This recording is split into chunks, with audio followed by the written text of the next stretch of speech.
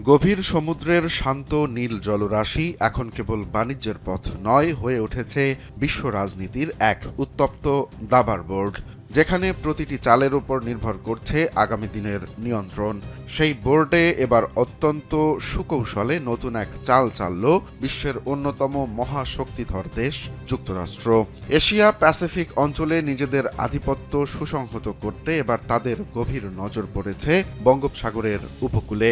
আঞ্চলিক ভূ রাজনীতিতে চীনের ক্রমবর্ধমান প্রভাব রুখতে বাংলাদেশে একটি নতুন বন্দর নির্মাণের পরিকল্পনা করছে মার্কিন যুক্তরাষ্ট্র। স্যান্ডেলিনা সো, রূপচর্চায় আভিজাত্য।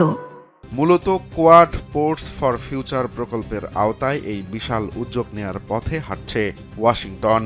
কূটনৈতিক সূত্র বলছে, এরই মধ্যে ঢাকায় সংশ্লিষ্ট অংশীজনদের সঙ্গে প্রাথমিক আলোচনা সেরেছে মার্কিন প্রতিনিধি দল। কোনো বড় অবকাঠামো নির্মাণের আগে সেখানে একটি বিশদ সম্ভাব্যতা যাচাই বা ফিজিবিলিটি স্টাডি করবে দেশটি। তবে আমেরিকার এই সরাসরি উপস্থিতি আঞ্চলিক সমীকরণে নতুন মাত্রা যোগ করেছে। বর্তমানে বাংলাদেশের চট্টগ্রাম ও মোংলা বন্দরে ভারতের বিশেষ যাতায়াত ও ব্যবহারের সুবিধা রয়েছে।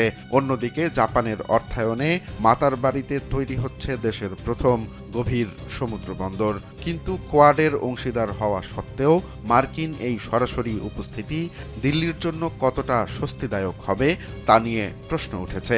বেইজিংকে টেক্কা দেওয়ার এই লড়াইয়ে বঙ্গোপসাগর এখন আক্ষরিক অর্থেই বিশ্ব পরাশক্তিগুলোর কৌশলগত প্রতিযোগিতার কেন্দ্রবিন্দুতে পরিণত হয়েছে।